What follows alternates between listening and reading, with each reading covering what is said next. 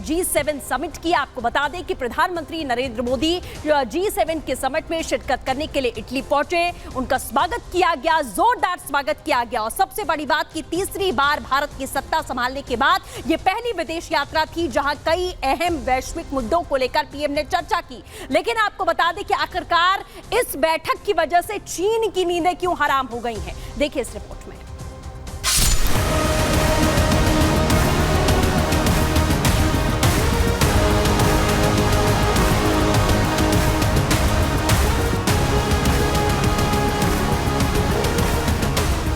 वही चमक, वही धमक और वही अंदाज के साथ पीएम मोदी अपने तीसरे कार्यकाल की पहली विदेश यात्रा पर इटली पहुंचे, जहां उनका भव्य स्वागत हुआ। मौका था G7 शिखर सम्मेलन का, जिसके लिए पूरी दुनिया की निगाहें उन पर थी। ठीक 10 दिन पहले जिस तरह पीएम मोदी ने सबसे बड़े चुनावी महासंग्राम में जीत का परचम लहराया था, अब मौका था वैश्विक मंच पर भारत की ताकत का एहसास कराना। तो वहीं जब बात पहले दौरे के रूप में इटली और G7 को लेकर थी, तो उसकी गहमा-गहमी और भी ज्यादा थी। G7 में मुलाकात, तस्वीरें बेहद खास। मेलोनी ने किया स्वागत, नमस्ते भारत। एक व्यक्ति कार्यक्रम के साथ इटली पहुंचे पीएम मोदी के दौरे की शुरुआत द्विपक्षीय बैठकों से हुई, जिसके तहत उन्होंने फ्रांस के राष्ट्रपति इमैनुअल मैक्रों से मुलाकात की, जिसमें दोनों नेताओं ने द्विपक्षीय मुद्दों पर चर्चा की। इसके बाद पीएम मोदी ने ब्रिटेन के पीएम ऋषि सुनक से मुलाकात की, जिसमें दोनों देशों के प्रधानमंत्रियों ने रोडमैप 2030 सहित तमाम मुद्दों पर बातचीत की। इस बीच इटली दौरे से पीएम मोदी ने वैश्विक अस्थिरता, अविश्वास और बिखराव से जूझ रही दुनिया को एक बार फिर भारत के विश्व बंधु की भूमिका का परिचय कराया। जब उन्होंने यूक्रेन के राष्ट्रपति ज़ेलेंस्की से मुलाकात की। खास बात है कि फरवरी 2022 में रूस यूक्रेन जंग के बाद दोनों नेताओं की दूसरी मुलाकात थी। इससे पहले पिछले साल जापान में दोनों की मुलाकात हुई। इसके बाद इटली में उस मुलाकात की बारी थी जिसका इंतजार शायद हर कोई कर रहा था। मेजबान इटली के प्रधानमंत्री जॉर्जिया मेलोनी और उनके विशेष अतिथि पीएम मोदी, जहां दोनों नेताओं की मित्रता साफ देखने को मिली।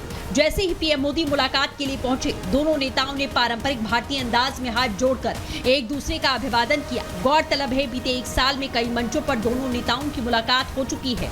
मार्च 2023 में मेलोनी की पहली भारत यात्रा से लेकर नई दिल्ली में G20 समिट, तो साल 2023 में दुबई में आयोजित COP28 समिट में दोनों नेताओं ने मुलाकात की थी। इसके अलावा G7 समिट के दौरान पीएम मोदी ने पोप फ्रांसिस से मुलाकात की। इस दौरान पोप ने पीएम मोदी को गले लगा लिया।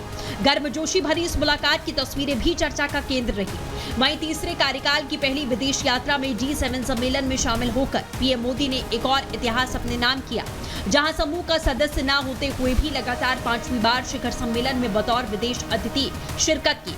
इससे पहले 2019 में फ्रांस, 2021 में वर्चुअली, 2022 में जर्मनी और 23 में जापान में हुए G7 सम्मेलन में हिस्सा लिया, जहां इस बार मेजबान इटली ने भारत को आउटरीच देश के रूप में आमंत्रित किया।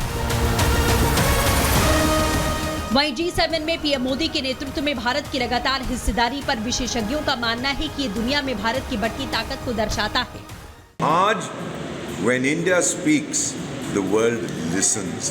हम जो कहते हैं दुनिया जानती है कि ये विकासशील देशों की आवाज़ हम बन चुके हैं, इसीलिए वो हमें बुलाते हैं। हमारी अहमियत बहुत है, ना केवल G7 में, G20 में आपने देख लिया था पिछले साल क्या होता है। ब्रिक्स की मीटिंग होने वाली है शंघाई कोऑपरेशन ऑर्गेनाइजेशन में। जहाँ भारत जाता है वहाँ पर एक बड़ी मीठी हवा शुरू हो जाती है।